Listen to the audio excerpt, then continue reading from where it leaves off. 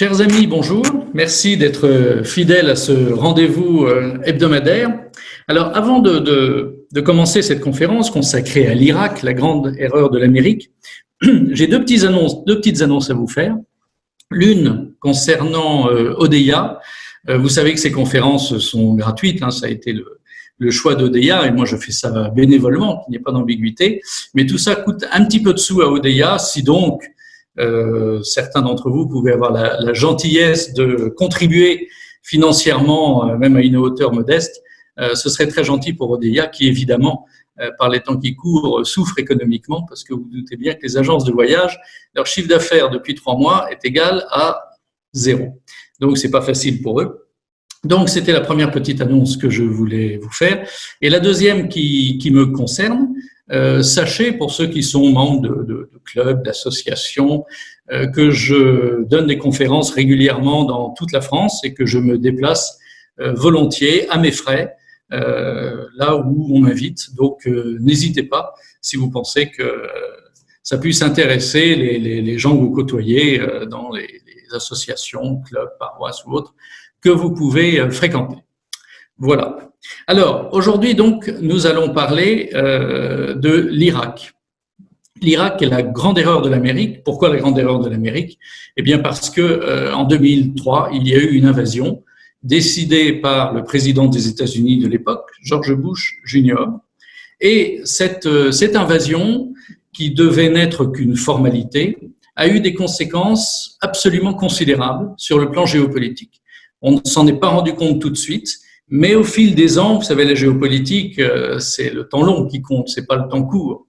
Et donc, cette invasion qui a réussi dans un premier temps, puis échoué, on ne pouvait pas à l'époque mesurer à quel point elle allait modifier le tableau géopolitique du Proche-Orient, mais et finalement du monde entier. C'est le début de l'effacement de l'Amérique. Et donc, c'est un tournant géopolitique majeur. Alors, l'Irak. Qu'est-ce que l'Irak? L'Irak, c'est une très grande civilisation, très ancienne. Aujourd'hui, évidemment, il n'en reste plus grand-chose, quelques ruines, et encore celles que vous voyez là, vous pouvez les observer avec un pincement au cœur parce qu'elles n'existent quasiment plus. Elles ont été ravagées par Daesh, qui a occupé cette région. Ce sont les ruines d'Atra, qui, comme vous voyez, étaient magnifiques, et dont il ne reste à peu près rien, tant la folie destructrice de Daesh a exercé ses ravages dans tout le Proche-Orient. C'est une civilisation très ancienne. Vous voyez, là, nous sommes en moins 3000 avant Jésus-Christ. Moins 3000 avant Jésus-Christ. Vous pouvez voir la France, à l'époque, et dans l'état dans lequel elle pouvait être, c'est-à-dire qu'en fait, elle n'existait pas, il n'y avait rien.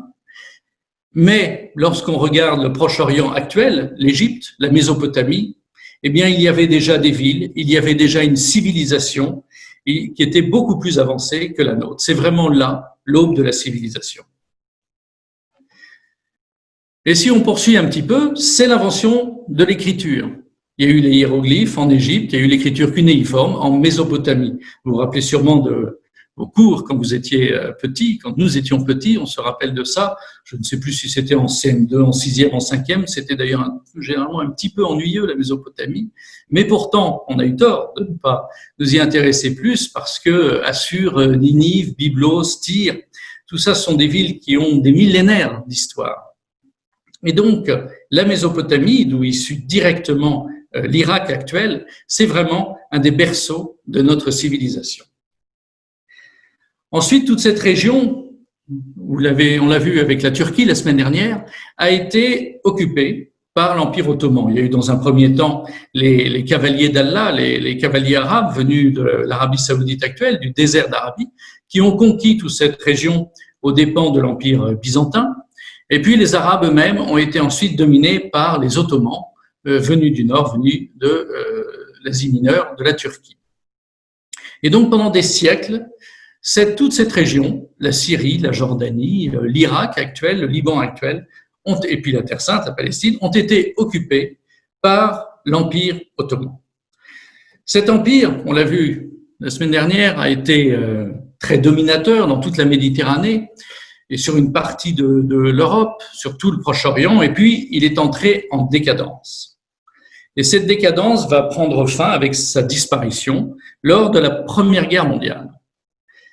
Et la Première Guerre mondiale va permettre aux Français et aux Anglais de discuter entre eux, de savoir comment on va se partager les dépouilles de l'Empire ottoman.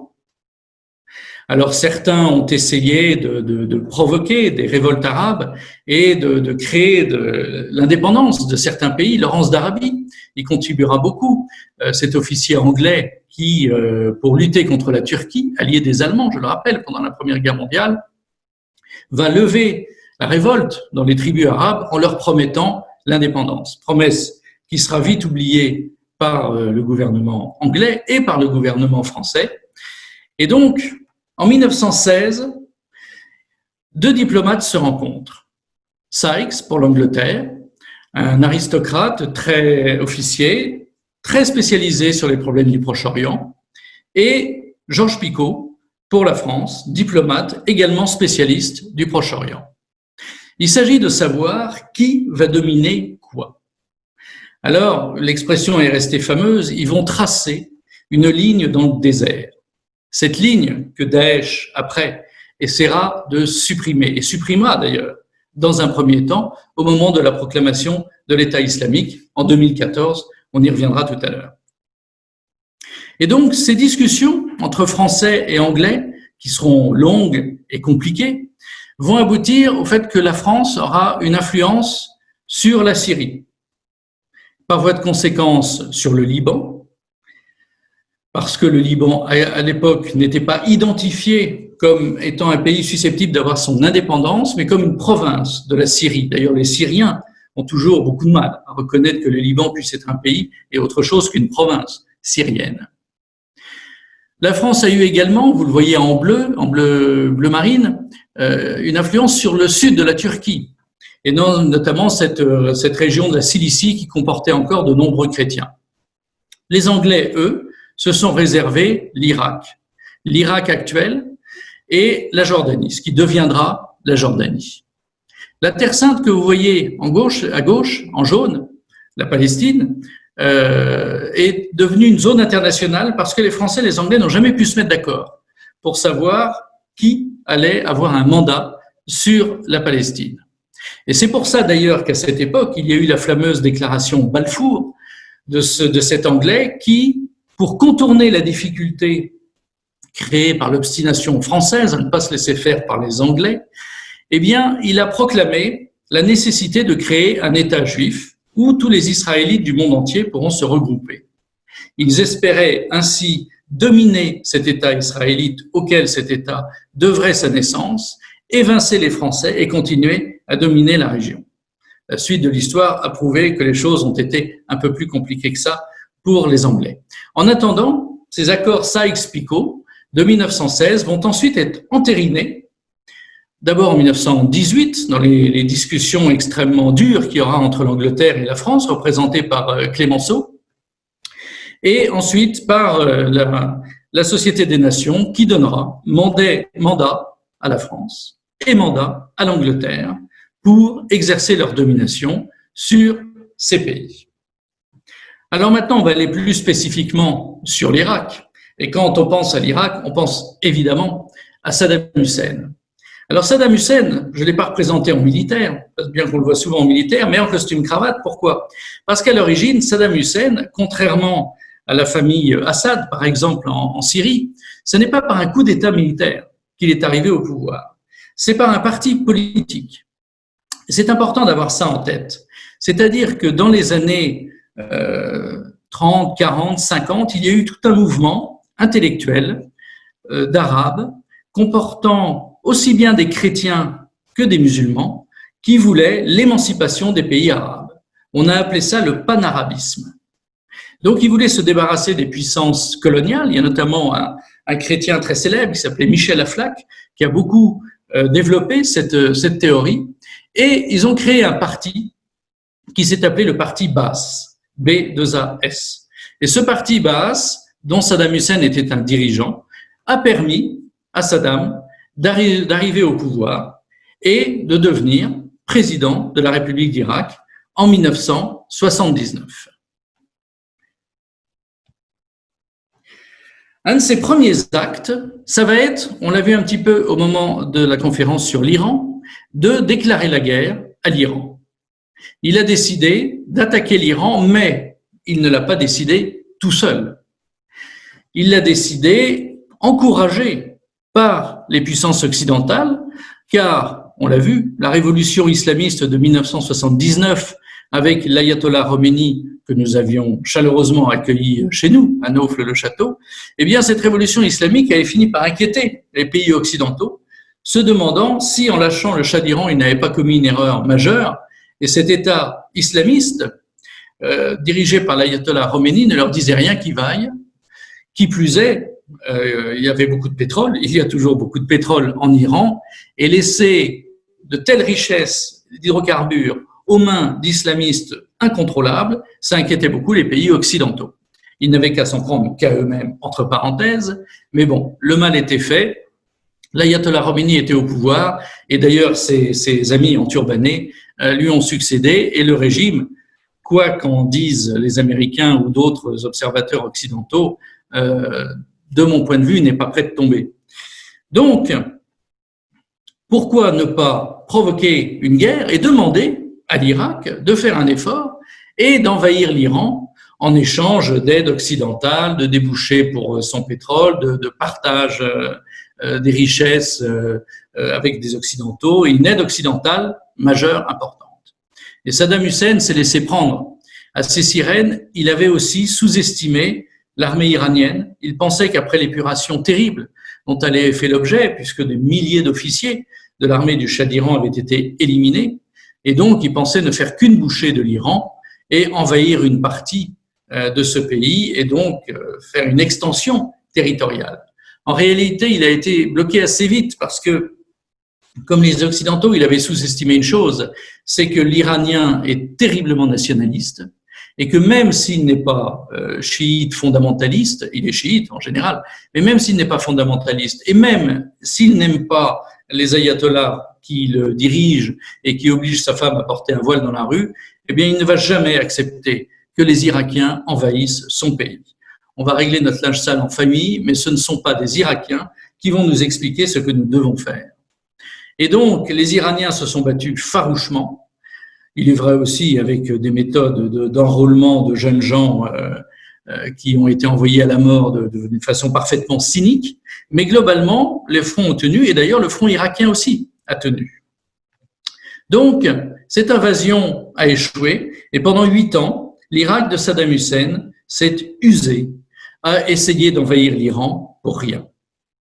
Alors, lorsque la guerre se termine, Saddam Hussein se rend compte d'une chose, c'est que cette guerre, qui lui a coûté des centaines de milliers de morts, et beaucoup d'argent, même s'il y avait la manne occidentale en argent et en armement, eh bien, cette guerre, finalement, n'a servi à rien.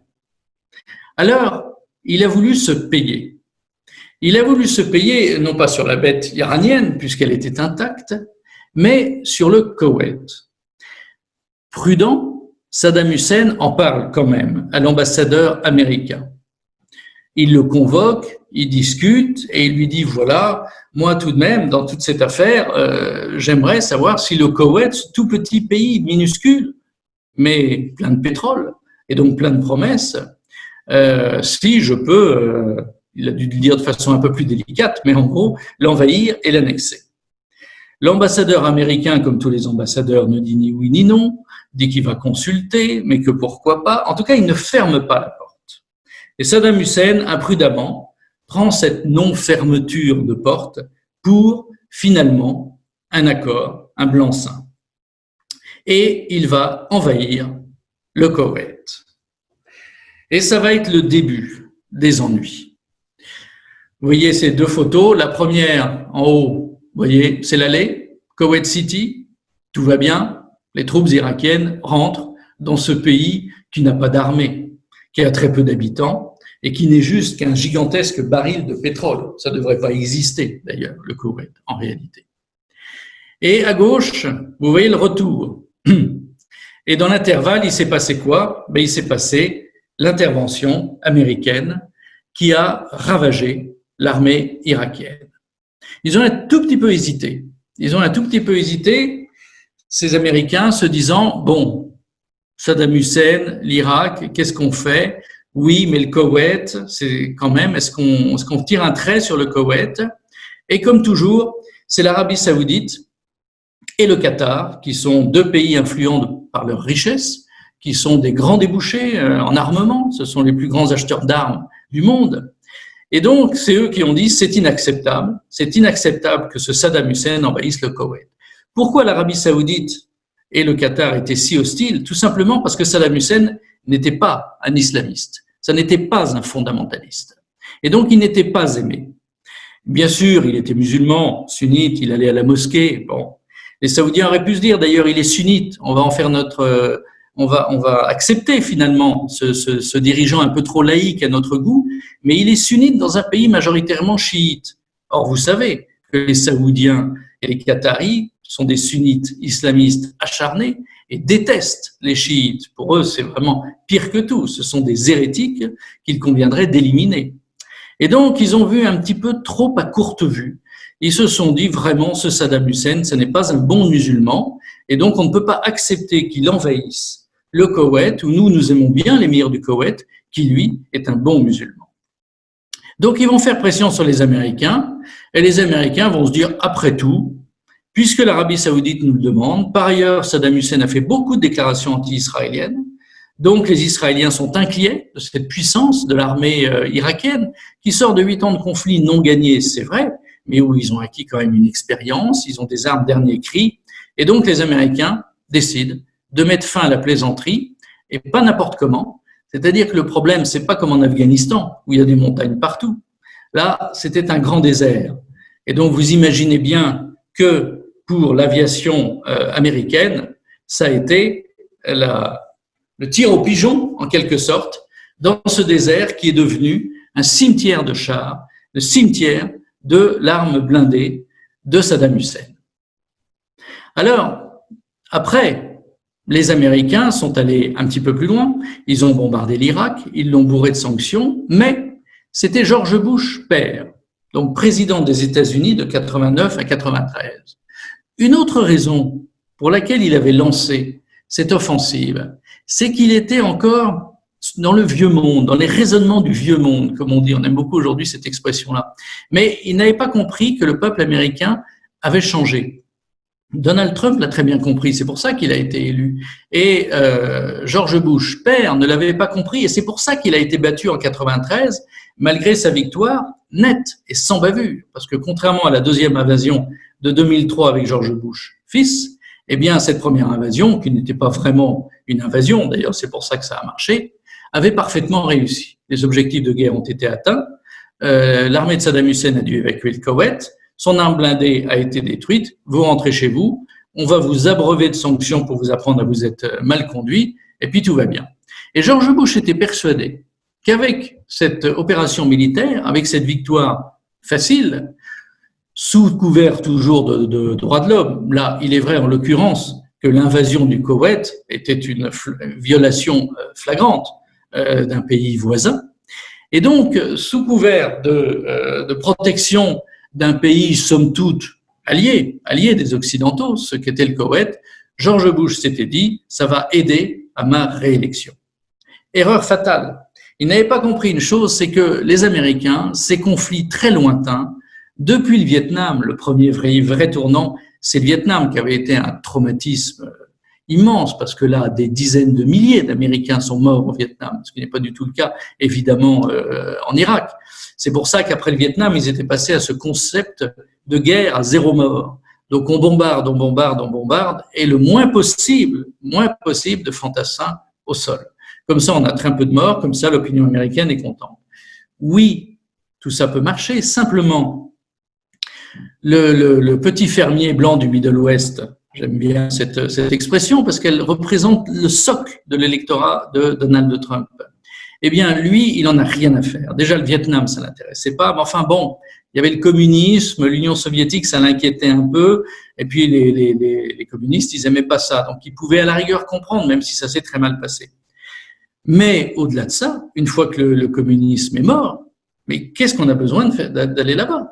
Pourquoi va-t-on là-bas? Pourquoi provoque-t-on des guerres dans des pays dont on ne connaît même pas le nom, dont on ne sait pas où ils sont? Ça coûte un argent fou et en attendant, les usines américaines, comme en Europe, ont des difficultés, ont tendance à fermer et tout est rapatrié en Chine pour être fabriqué à bas coût. Et donc, c'est pour ça que George Bush n'a pas du tout tiré les marrons du feu de son élection et il a été battu. Alors, pendant un certain temps, le régime de Saddam Hussein va essayer de se maintenir. On sort beaucoup de Tarek Aziz. Tarek Aziz, c'est le ministre chrétien de Saddam Hussein. Et donc, on essaye de côté irakien de fléchir un petit peu les Occidentaux. C'est lui qu'on envoie pour discuter sur la fin des sanctions. Et c'est vrai que les sanctions ont été très lourdes. On n'en parle jamais, mais des milliers d'Irakiens sont morts de famine dans certains endroits parce que les sanctions étaient telles et quasiment infranchissables que beaucoup d'Irakiens sont morts faute de médicaments, faute de nourriture. C'était quand même assez discutable comme point de vue. Mais alors on sortait Tarek Aziz, on a beaucoup dit que Saddam Hussein avait beaucoup protégé les chrétiens. Il ne faut pas exagérer. Il faut remettre les choses à leur place. Il ne les a jamais persécutés, mais il ne les a pas non plus spécialement favorisés. Et Tarek Aziz était chrétien, je ne remets pas en cause ses convictions chrétiennes, mais c'était avant tout un homme de Saddam Hussein, le bras droit de Saddam Hussein. Quand on lit les écrits d'ecclésiastiques irakiens chrétiens, ils sont très sévères pour Saddam Hussein. Ils ne l'aiment pas beaucoup. C'est pas du tout la même chose que les hommes politiques maronites libanais avec leur clergé maronite ou les Syriens ou les hommes d'église syriens avec Bachar el-Assad, où ils sont beaucoup plus sympathiques envers lui.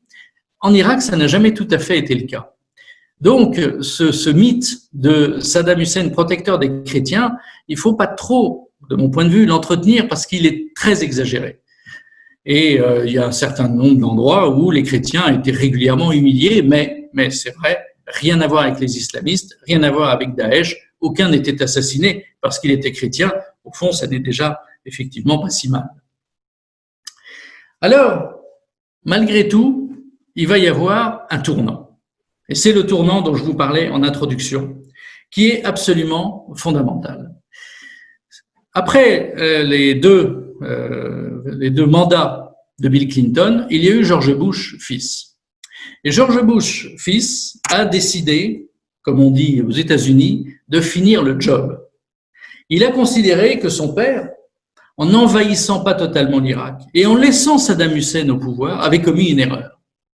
Et qu'il fallait finir le job, donc, et envahir l'Irak, mettre fin au régime irakien de Saddam Hussein, rétablir la démocratie en Irak, ou l'établir, parce que elle n'avait évidemment jamais existé.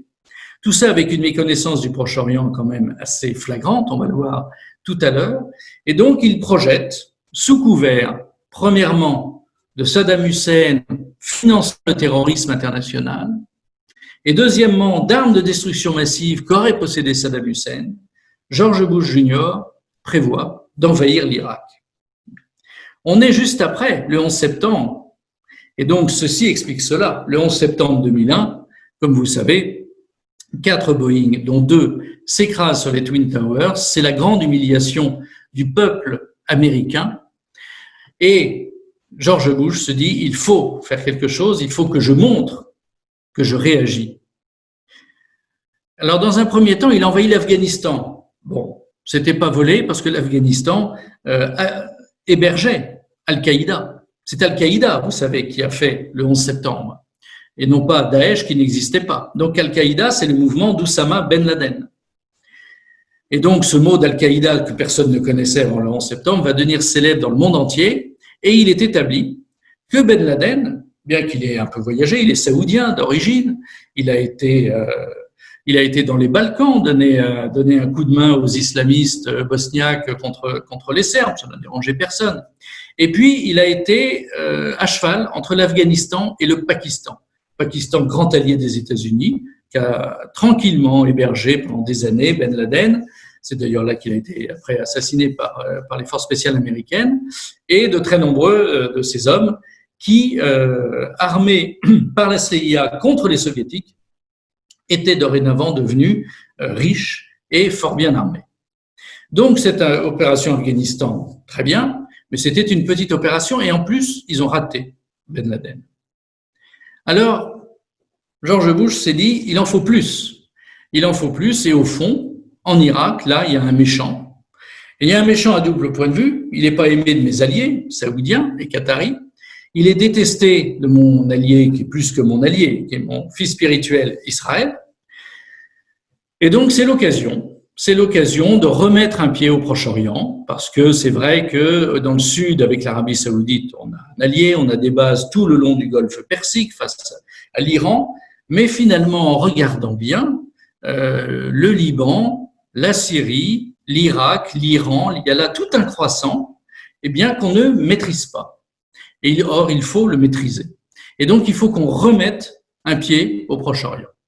Et donc, les Américains annoncent leur intention de mettre fin au régime de Saddam Hussein, d'envahir l'Irak pour la raison terrorisme s'efface parce que tout le monde savait que l'Irak n'était absolument pour rien dans le financement du terrorisme international et encore moins pour quelque chose dans le 11 septembre. C'était plutôt du côté de l'Arabie Saoudite qu'il fallait regarder. Et donc, cette raison du terrorisme ne pouvait pas marcher. En revanche, on a inventé, je dis bien inventé, cette histoire d'armes de destruction massive. Alors pour nous, Français, c'est assez intéressant à observer parce que 2003, vous voyez Dominique de Villepin, ministre des Affaires étrangères de l'époque, a fait un discours assez incroyable que je vous recommande de lire. Il est très facile à retrouver sur Internet. Il y a la fameuse phrase et c'est ce vieux pays, la France, issu de ce vieux continent, l'Europe, qui vous le dit, Monsieur le Président, en gros, n'y allez pas, ne faites pas ça. Et c'est probablement le dernier acte d'indépendance d'une politique étrangère française. Je le dis d'autant plus volontiers que je n'ai de sympathie ni pour Jacques Chirac, ni pour Dominique de Villepin, mais là, il faut reconnaître qu'il y a eu un acte de résistance, d'autonomie, d'indépendance. On n'était pas à la remorque ni du reste de l'Europe, ni des États-Unis. Et en plus, outre le fait que le discours était brillant, parce que Dominique de Villepin a ses défauts, mais c'était loin d'être un inculte, donc il a fait non seulement un discours brillant, mais en plus, c'était sur le plan géostratégique très bien analysé. Et quand il disait « vous allez apporter le chaos au Proche-Orient », c'est exactement ce qui s'est produit. Et donc il y a ce fameux discours à l'ONU où il leur dit « n'y allez pas ». Et donc la France n'acceptera pas de participer à cette opération qui se fera hors du parapluie de l'ONU. C'est très amusant d'ailleurs, vous savez, l'ONU, c'est amusant quand on reproche à Donald Trump de renoncer au multilatéralisme, c'est-à-dire à toutes ces organisations internationales, l'OMS, l'UNESCO, l'ONU, de ne plus s'intéresser à tout ça.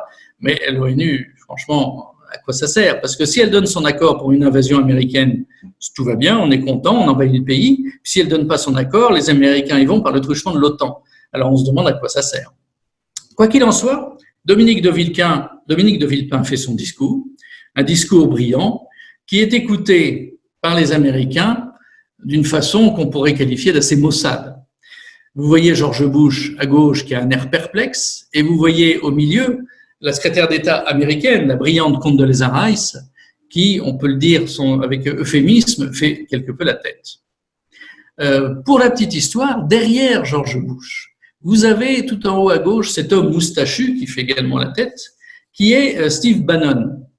Et cet homme a toujours été, côté américain, un des plus poussés en guerre. On va y revenir sur cette doctrine du changement de régime, cette doctrine d'intervention qui va conduire les Américains à de multiples interventions.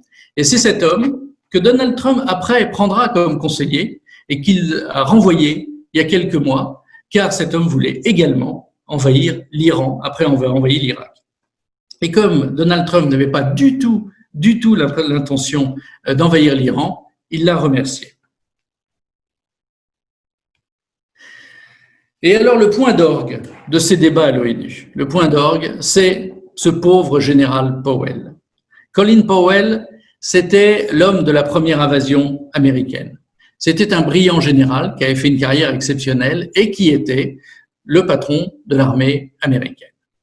Et donc ensuite, George Bush, fils, l'a pris comme conseiller, comme ministre, et c'est lui qui était chargé d'apporter les preuves de possession d'armes de destruction massive par l'Irak de Saddam Hussein. Et il y a ce spectacle ridicule, parce qu'il s'avérera par la suite que dans cette fiole qu'il brandit d'un ton, de façon aussi décisive, il n'y a rien. Tout était faux, tout était fabriqué. En fait, depuis des mois, la CIA inventait des preuves pour justifier l'intervention américaine. Et donc, cette petite fiole montrée par Colin Powell sera la fin de la carrière de ce pauvre Powell, lorsque tous les mensonges de cette manipulation assez unique dans le genre, fabrication d'armes de destruction massive par l'Irak, et on sort des petites fioles à l'ONU, l'Amérique, c'est là couvert de ridicule. Et c'est pour ça aussi que cette invasion de 2003 est un tournant. Parce que le peuple américain a parfaitement compris, au bout d'un certain temps, au début il y avait l'enthousiasme, et puis petit à petit le doute est venu, mais ces armes de destruction massive existent-elles? Et cette petite fiole, il y a quoi dedans? Enfin, qu'on nous montre autre chose qu'une petite fiole, qu'est-ce que ça veut dire? Eh bien, les enquêtes indépendantes de toute une série de journalistes du monde entier, petit à petit, ça a pris du temps, mais on fait grandir les doutes au sein du peuple américain. Et lorsque la vérité s'est fait jour, et lorsqu'on a su qu'il n'y avait aucune arme de destruction massive et que tout avait été inventé, le peuple américain, et ça on ne l'a pas assez dit, a été humilié. Il a été humilié, il aurait préféré qu'on dise, voilà, on va casser la figure à Saddam Hussein parce que c'est un tyran, point. Et puis nous, on veut s'installer là, c'est comme ça. Il aurait préféré qu'on lui tienne ce langage de vérité. Eh bien non, on a inventé, après l'avoir essayé de le faire passer pour un terroriste, on l'a inventé pour un fabricant d'armes de destruction massive, ce dont l'Irak était d'ailleurs parfaitement incapable. Autant l'Iran, ça pourrait être le cas, mais c'est pas le même niveau. Et donc, cette fabrication de preuves a été un tournant dans l'opinion publique américaine. Et quand Donald Trump viendra au moment de sa campagne électorale et dira toutes ces bêtises, il a employé un autre mot, il a qualifié l'invasion de l'Irak, je vais reprendre son propre terme, de la plus grande connerie américaine des 50 dernières années. Et donc, c'est une des raisons aussi pour lesquelles il a été élu, parce que c'était la conviction du peuple américain. C'était une immense erreur. Et en plus fondée sur des mensonges. Alors, pour un pays qui s'est créé sur un sentiment religieux extrêmement fort, la Nouvelle Israël, les premiers immigrants venus d'Europe étaient des protestants extrêmement convaincus, extrêmement pieux, extrêmement religieux, et leur conviction, c'était de créer un nouveau pays qui serait consacré à Dieu. Et c'est un petit peu resté, c'est un peu édulcoré forcément au fil du temps, mais c'est un peu resté, c'est-à-dire nous sommes un pays béni de Dieu. Et donc, ce mensonge d'État a été très mal supporté par le peuple américain. Alors, vous avez dit, il y a toute une série de penseurs américains qui ont développé, c'est important de comprendre ça, c'est-à-dire que, vous savez, la géopolitique a ses intellectuels. Et aux États-Unis, il y en a eu plusieurs depuis le début du XXe siècle. C'est une science assez récente, d'ailleurs, la géopolitique. C'est au XIXe siècle que le mot a été employé. Et les premiers vrais géopolitologues, sont allemands et anglais. Et puis, il va y avoir 2 ou 3 Américains qui vont écrire des travaux intéressants et qui vont développer ce concept d'intervention nécessaire à l'Amérique. Et comme c'est nécessaire à l'Amérique, c'est nécessaire au monde. Il faut bien comprendre cette mentalité américaine qui consiste à dire nous sommes la plus grande nation du monde, nous sommes le pays le plus puissant, et par ailleurs nous sommes un pays béni de Dieu. Et pour ça, nous avons un devoir. Et donc, ce devoir, c'est de rendre l'humanité meilleure. Et c'est pour ça qu'ils parlent souvent de démocratie, parce qu'ils sont pénétrés de cette idée que seule la démocratie est capable de rendre les gens heureux. Et ce modèle, ils veulent l'importer et l'imposer au monde entier. Donc, ils ont vaincu le communisme, pas par les armes, mais ils l'ont vaincu tout de même. Le communisme a fini par s'effondrer, ruiné, ne croyant plus en ces mensonges depuis déjà longtemps. Et donc, ce modèle, il faut le transporter partout, aussi bien dans les pays de l'Est qu'au Proche-Orient, en Asie, en Afrique, même si ça ne correspond absolument pas à la mentalité de ce pays, eh bien, on va le faire changer de mentalité. On va lui expliquer qu'il a tort. Et un des derniers intellectuels américains très connus, c'est lui, d'origine polonaise, comme son nom l'indique, Brzezinski, qui lui va développer ce concept d'intervention nécessaire, de changement de régime. Nous avons le droit de changer un régime quand ce régime est immoral. Alors oui, mais ça va très loin. Alors en réalité, on a le droit de changer un régime quand il est contraire aux intérêts de l'Amérique. Oui, mais alors ça commence où? Ça s'arrête où? Mais toute cette théorie a été développée sous Carter, puis sous Clinton, et George Bush était très influencé par ces intellectuels qui lui disaient « il faut intervenir ». Donc c'est pour ça que Clinton est intervenu dans les Balkans. On pourrait se dire un démocrate un peu gauchisant comme Clinton, vraiment faiseur de guerre, tout à coup il veut bombarder les Serbes pour installer des Bosniaques à la place. Oui, il y avait toute une géostratégie derrière particulièrement perverse. Il s'agissait en fait de réduire à néant un allié de la Russie, parce qu'ils étaient toujours dans cette idée, et ils sont toujours dans cette idée que la Russie reste l'ennemi numéro un. Eh bien, ce concept de guerre nécessaire, d'intervention, à ce moment-là, c'est Brzezinski qui développe le plus. Il a écrit plusieurs livres où il explique ça d'une façon mais très claire, c'est limpide. Si vous voulez en savoir plus, vous achetez un ou deux livres de Brzezinski, il explique tout. Et il ne s'en cache mais absolument pas.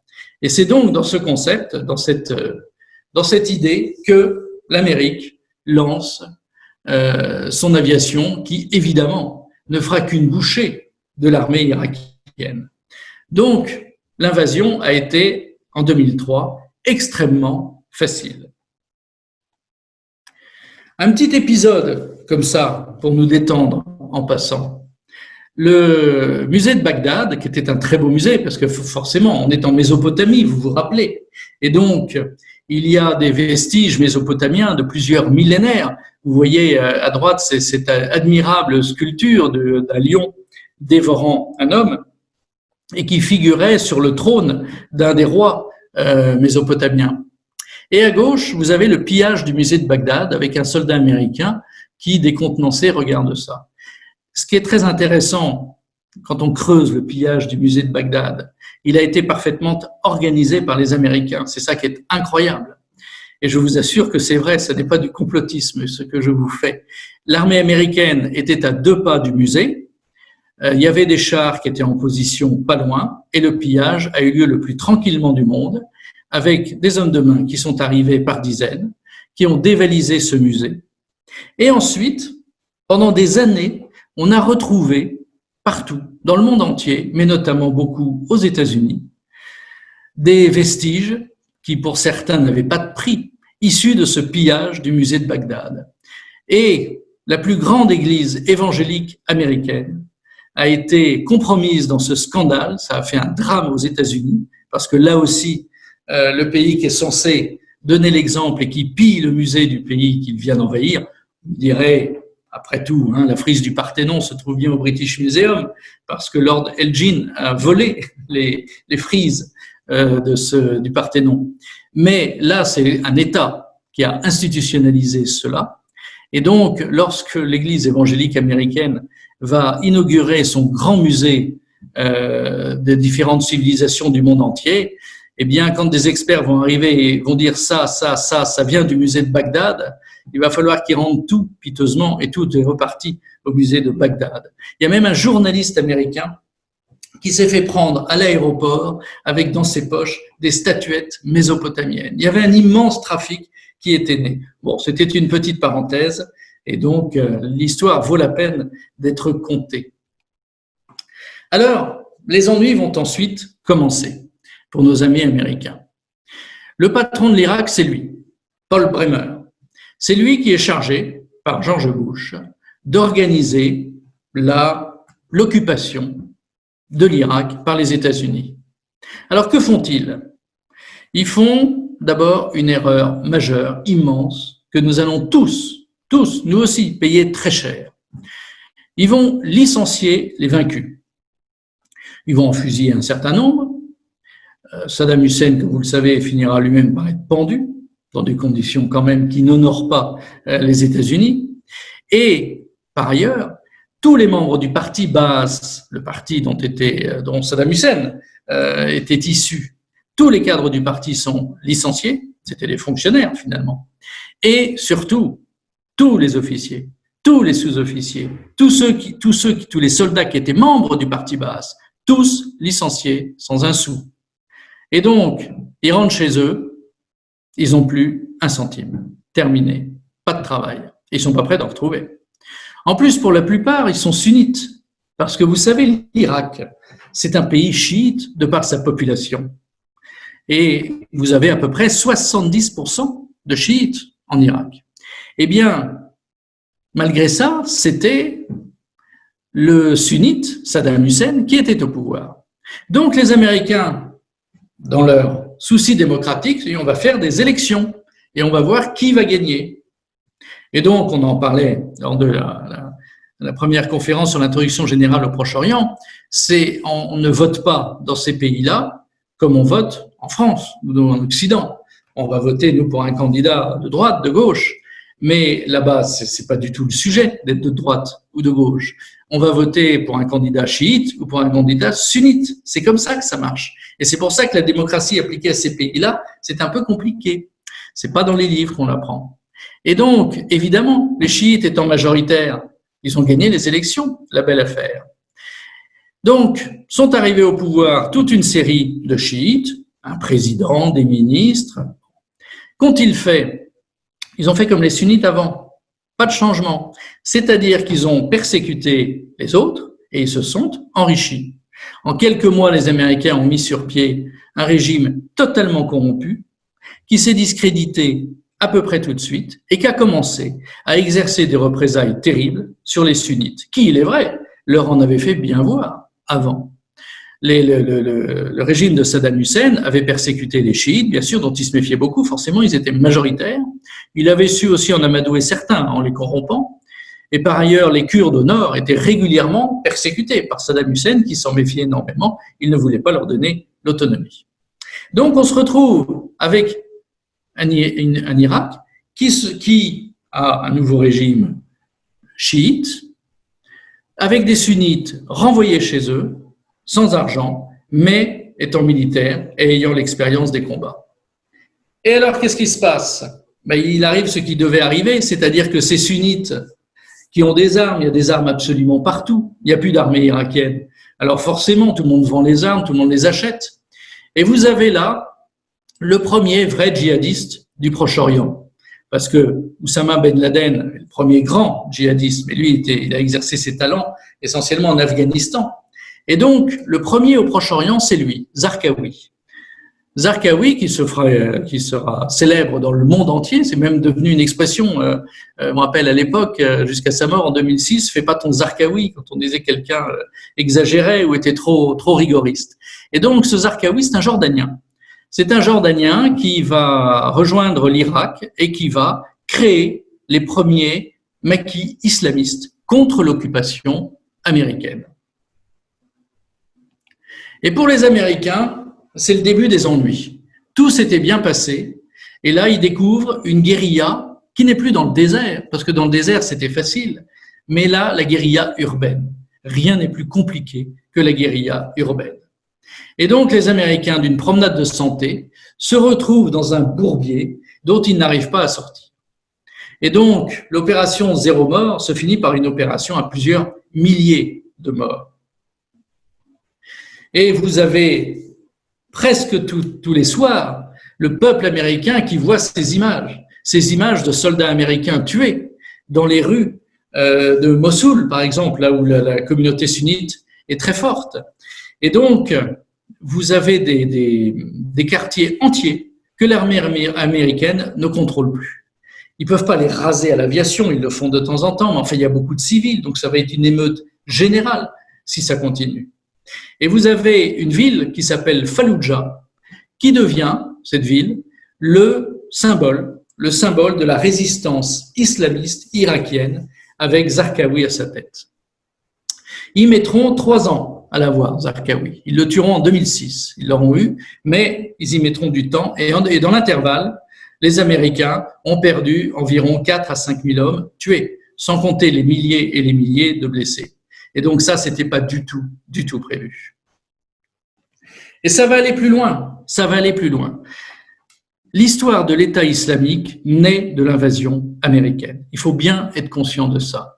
Qui est Baghdadi? Eh ben, c'est un homme de Bagdad, comme son nom l'indique. C'est jamais leur vrai nom, hein. Quand on voit les noms d'islamistes, bien souvent d'ailleurs, le dernier mot, c'est le nom de la ville dont ils sont issus. Qu'est-ce qui s'est passé? Il s'est passé que lors de cette insurrection islamiste, qui a donc créé beaucoup de soucis à l'armée américaine, eh bien, les hommes qui étaient arrêtés au fur et à mesure étaient mis dans des camps. Certains, les plus durs, ont été mis dans une prison. Ceux qui avaient été pris les armes à la main en train de tirer sur des soldats américains étaient mis dans une prison où, nouveau scandale aux États-Unis qui les a beaucoup humiliés, des actes de torture de très grande violence ont été exercés. Et même pas la CIA dans ses caves habituelles pour les faire parler, non, de la vengeance pure. Et d'autres, ceux qui semblaient être les moins dangereux, illusion, ont été regroupés dans des camps. Et notamment, il y avait un grand camp qui contenait plusieurs milliers de prisonniers qui pouvaient se voir et discuter librement entre eux.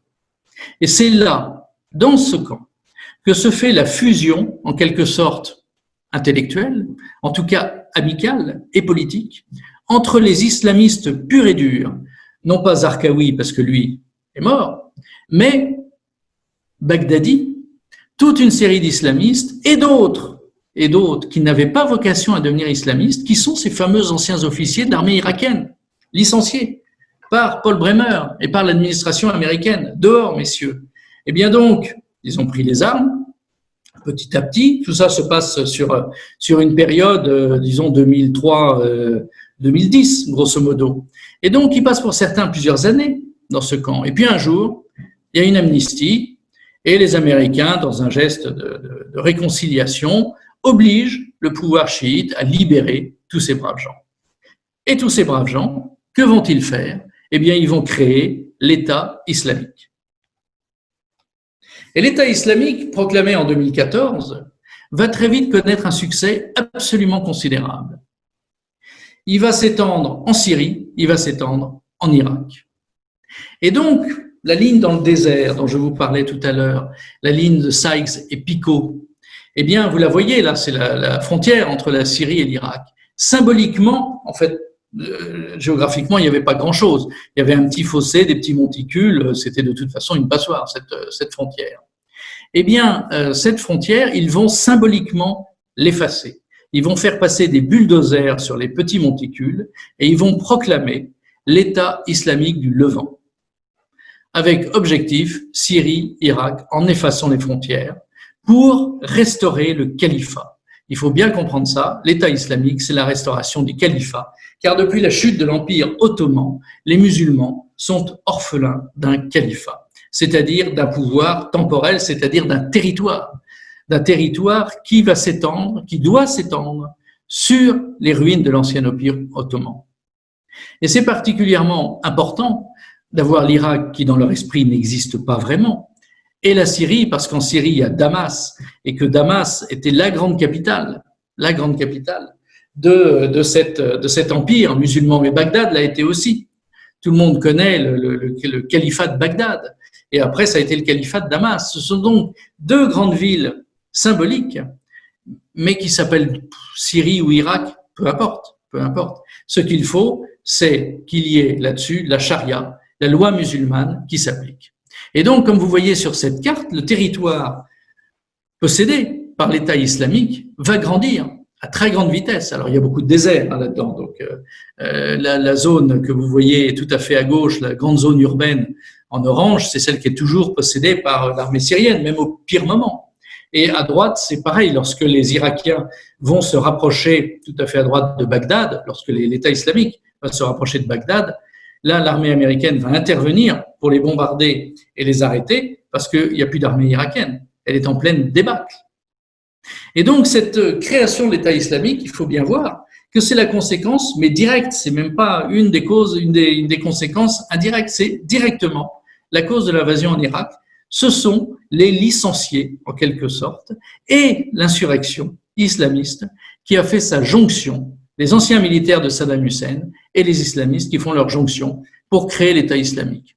Ça ne manquera pas d'ailleurs au bout d'un moment de créer quelques petits problèmes entre eux, parce que certains officiers de l'armée irakienne étaient considérés par les vrais et purs islamistes style Baghdadi comme un peu tièdes sur le plan religieux. Ils trouvaient qu'ils n'égorgeaient, ils ne crucifiaient pas assez. Mais globalement, l'apport militaire des uns et la conviction idéologique des autres va faire des ravages. Et alors, tandis que la Russie va s'occuper de la Syrie, eh bien, les Américains vont s'occuper de l'Irak. Et il va falloir reprendre Mossoul. Alors, Mossoul, c'était une belle ville. Voilà ce qu'elle est devenue. C'est-à-dire que c'est la guérilla urbaine, c'est très difficile. Alors, il y a deux choses. Soit on reprend maison par maison, rue par rue, et on a des milliers de morts. Soit on applique la méthode américaine, on bombarde, on rase, et à ce moment-là, il y a des milliers de morts, mais de l'autre côté. Le problème, c'est que dans l'affaire, évidemment, beaucoup de civils de Mossoul sont morts, et cette ville est aujourd'hui ce que vous voyez là, alors que c'était une très très belle ville, très ancienne, avec des monuments magnifiques, de très vieilles églises. Il y avait de très vieilles mosquées aussi, mais vous m'autoriserez à être plus sensible au drame des vieilles églises chrétiennes qui ont disparu, et la communauté chrétienne de Mossoul s'est retrouvée non seulement avec ces églises détruites, mais également ces maisons détruites. Et eux qui avaient déjà tant souffert, dont beaucoup avaient été égorgés par Daesh, et vous savez aussi le rôle affreux qu'a Daesh dans l'exploitation sexuelle, l'esclavage sexuel dans lequel sont réduits les femmes. On parle toujours des yézidis à juste titre, mais les chrétiennes aussi. Les chrétiennes aussi ont payé un tribut extrêmement lourd, extrêmement lourd. Et il y a une étude médicale intéressante qui a été faite. On n'en parle jamais, et c'est bien dommage. Dans les camps de réfugiés en Jordanie, vous avez des milliers de chrétiens qui se sont réfugiés là, parce que la Jordanie, le souverain jordanien a toujours été extrêmement accueillant pour les chrétiens. Et dans ces camps, vous avez un taux de suicide des femmes très important, et vous avez, et c'est peut-être plus surprenant encore, un taux de cancer extrêmement important. Les chocs psychologiques ont été tels que vous avez beaucoup de chrétiens qui ont développé des tumeurs, pour certains à 40 ans, 50 ans, et vous en avez des centaines et des centaines dans les camps qui sont morts, soit par suicide, soit par cancer, tant le traumatisme de l'Irak a été considérable. En fait, la communauté chrétienne d'Irak, je suis désolé d'être pessimiste, autant en Syrie, il reste quelque chose, autant au Liban, il reste beaucoup de choses.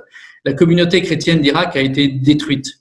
Je regardais, je lisais l'autre jour un reportage d'un prêtre irakien qui racontait la vie des chrétiens à Mossoul. Il n'en reste plus qu'une poignée, alors qu'avant ils étaient plusieurs milliers, et la poignée qui reste est très amère évidemment. Ils disent bon, le clergé nous demande de rester, on va faire un effort, on ne va pas faire comme les autres, partir en Australie, au Canada, parce qu'on sait qu'après nous il n'y aura plus jamais de chrétiens en Irak, mais tout de même c'est dur. Et puis ils voient leurs voisins musulmans. Et c'est fini, la confiance est tombée. Parce qu'il dit comment faire confiance à mon voisin qui m'a dénoncé à Daesh comme chrétien. Et donc c'est très difficile, c'est-à-dire que leurs voisins avec qui ils pensaient être liés les ont trahis dès que Daesh est arrivé. Alors peut-être par peur, mais pas seulement. Certains aussi par idéologie, puisqu'ils se disent au fond les chrétiens n'ont plus rien à faire sur cette terre.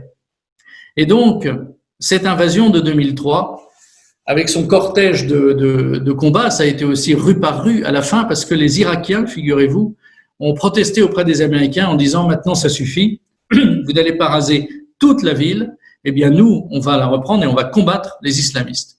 Et vous avez donc des milices irakiennes composées de chiites qui se sont battus, aidés aussi par des hommes des services secrets de plusieurs services occidentaux et armés par eux, et qui ont fini de reprendre rue par rue Mossoul pour mettre fin à l'occupation de l'État islamique.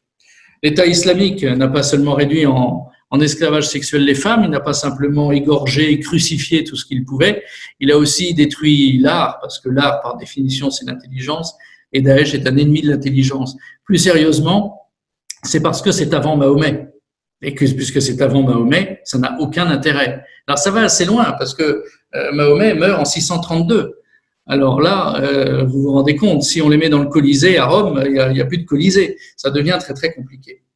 Donc, ces images prises également en Irak au moment de la brève et terrible occupation irakienne de l'Irak par Daesh.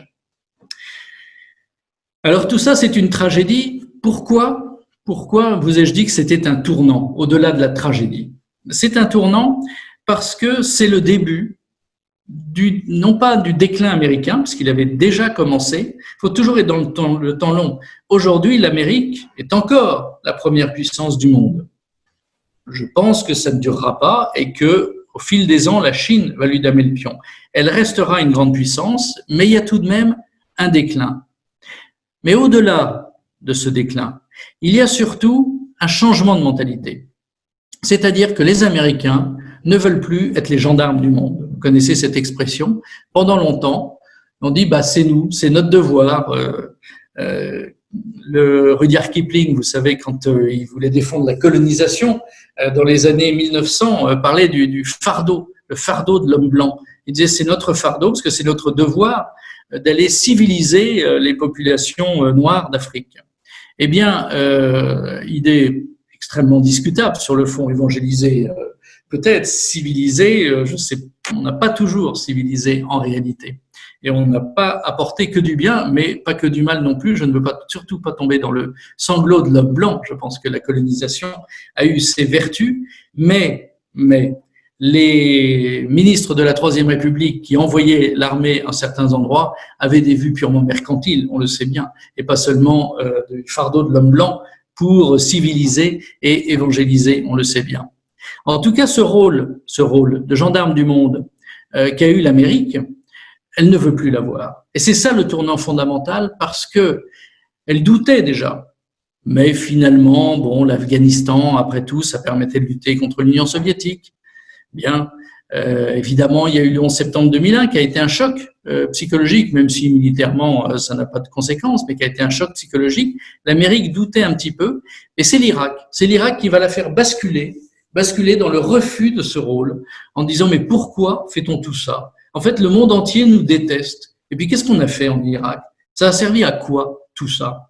Finalement, à peu près à rien, si ce n'est à mettre le chaos. Et alors, on peut se poser la question, pourquoi finalement? Pourquoi George Bush a-t-il vraiment voulu envahir l'Irak avec tout ce que ça pouvait comporter comme risque, et puis surtout contre la vie de plusieurs de ses alliés, à commencer par la France? En plus, il savait très bien qu'il inventait cette histoire d'armes de destruction massive. Alors, comme toujours, il y a plusieurs raisons. Vous savez, quand on est étudiant, on apprend les causes de la Première Guerre mondiale, les causes de la Deuxième Guerre mondiale. On ne dit jamais la cause, il y en a toujours plusieurs.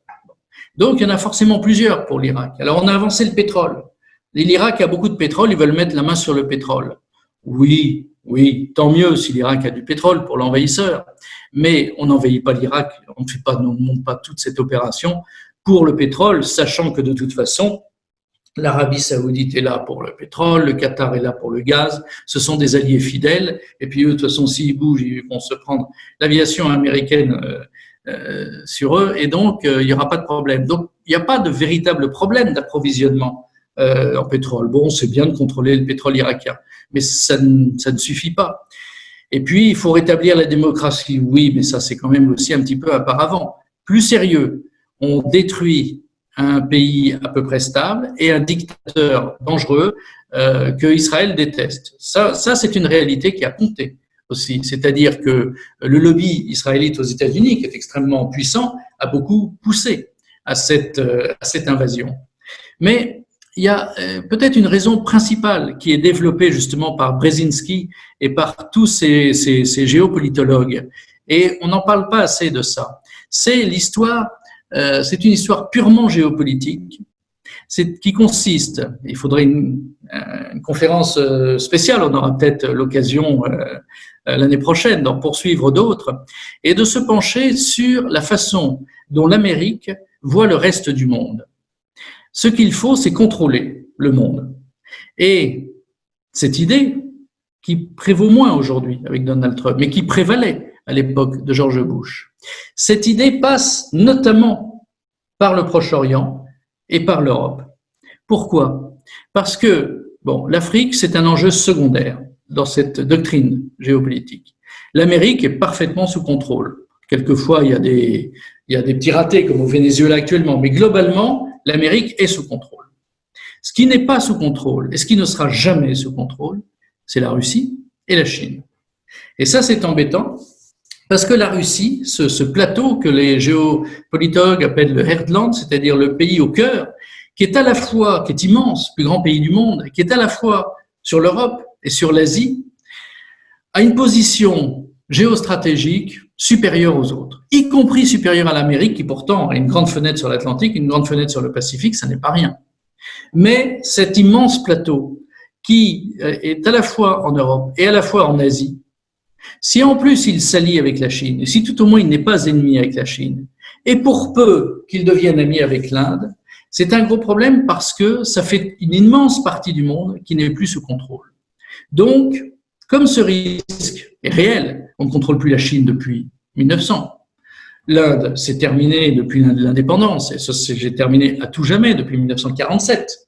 Et la Russie, même avec la chute de l'Union soviétique, même si Bill Clinton essaie de devenir copain avec Boris Eltsine, et même si Eltsine a lâché beaucoup de pays leur permettant d'avoir l'indépendance, le cœur de la Russie ne bougera pas. D'où d'ailleurs les torrents de haine contre Poutine, parce que c'est le renouveau de la Russie, et donc ça déplaît souverainement aux États-Unis qui préféraient l'anarchie de Boris Eltsine. Eh bien, l'Europe occidentale est à peu près contrôlée, et ensuite, il ne faut pas que le reste de la ceinture, en quelque sorte, qui part de l'Europe et qui finit jusque vers l'Inde, il ne faut pas que le reste de la ceinture ait trop de trous et qu'il ne soit pas sous contrôle. D'où l'immense intérêt que les Américains ont porté aux Balkans. On se demande parfois pourquoi, mais c'est pour ça. C'est pour ça parce que France, Allemagne, Italie, Espagne, tout ça, ça va très bien. Tant qu'il y a l'Union européenne, c'est parfait. Mais par contre, les Balkans, c'est compliqué. La Russie n'est pas loin. Les Serbes sont orthodoxes. Ils sont très russophiles. Donc, c'est un petit peu compliqué. Et puis, tous ces pays d'Europe de l'Est, c'est embêtant. Donc, vite, on les fait intégrer dans l'Europe. Ça tombe bien, la Pologne est russophobe. Ça va bien marcher. Bon, les Hongrois, ils se tiennent pas très bien, mais au moins, ils sont dans l'Europe. Donc, ils peuvent pas aller non plus trop loin. On contrôle un peu. À un moment donné, on ne contrôle plus les Balkans, donc on intervient dans les Balkans. Et à un moment donné, la ceinture du Proche-Orient dont je vous parlais, Liban, Syrie, Irak, Iran, on ne contrôle plus rien. Et donc ça, c'est une excellente raison. Cette raison a échoué, puisqu'aujourd'hui, la présence américaine en Irak est assez faible. Elle va devenir symbolique au fil du temps. Mais vous voyez, c'est ça l'idée. Et c'est pour ça, si vous poursuivez cette ceinture jusque vers l'Inde, sachant que l'Inde échappe aux États-Unis, eh bien, vous arrivez au Pakistan et à l'Afghanistan. D'où l'immense intérêt que les Américains ont toujours eu pour l'Afghanistan. On pourrait penser ce pays de cailloux et de montagnes, mais quel est l'intérêt? Eh bien, il est là l'intérêt. C'est un intérêt géostratégique, géopolitique, géographique même. Et puis un petit peu plus loin, vous avez qui? Vous avez le Pakistan. Alors le Pakistan, c'est une histoire extraordinaire parce que le Pakistan, c'est vraiment le pays qui a financé le terrorisme international comme personne. Ce sont pratiquement les pires de tous. Eh bien, le Pakistan, les Américains ont toujours été d'une immense indulgence avec le Pakistan. Pourquoi? Parce que c'est l'ennemi juré de l'Inde et que l'Inde est quand même plus dans le camp de la Russie. Et un jour, sera dans le camp de la Chine. Ils se disputent beaucoup en ce moment, mais on sait bien que ça n'est pas si grave. Et que cette histoire d'alliance, les fameux BRICS, où on retrouve alliés la Chine, la Russie, l'Inde, et puis le Brésil, accessoirement, c'est pour ça que l'élection de Bolsonaro, très américanophile, était une très bonne nouvelle pour les États-Unis. Eh bien, l'alliance, malgré tout, Russie, Chine, Inde, c'est un très grand danger. Et donc, on a tout passé au Pakistan, alors qu'il était pourtant un des protagonistes principaux du financement du terrorisme international.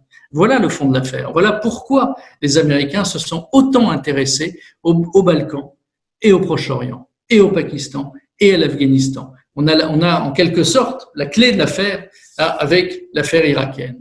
Alors, pauvre Irak, a-t-elle un avenir dans cette configuration? Eh bien, je termine par cette photo d'une manifestation, figurez-vous, patriotique irakienne. Et c'est la première.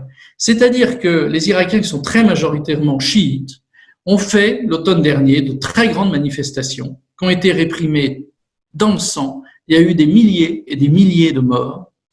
Et que scandaient-ils, ces manifestants? Ils scandaient Amérique dehors. Bon, ça, c'est pas très nouveau.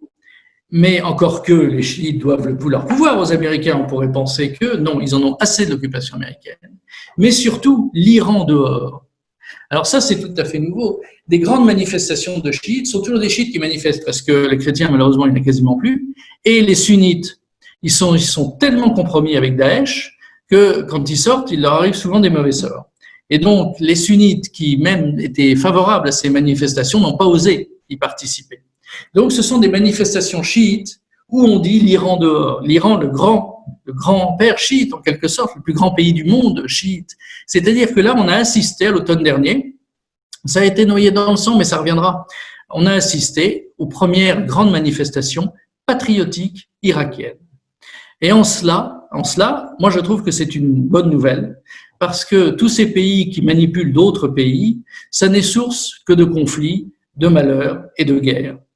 Et que l'Irak puisse essayer de reconquérir, même si les chrétiens, malheureusement, il est peut-être trop tard pour eux, mais après tout, il en reste quand même quelques dizaines de milliers. Et puis, il reste un clergé très courageux et très actif. Et rien que pour ça, ce serait mérité que l'Irak puisse avoir un avenir, mais pour ça, effectivement, il faut qu'elle supprime, en quelque sorte, qu'elle se débarrasse de l'influence américaine, ce qui est bien en cours, et de l'influence iranienne, ce qui sera beaucoup plus difficile, évidemment.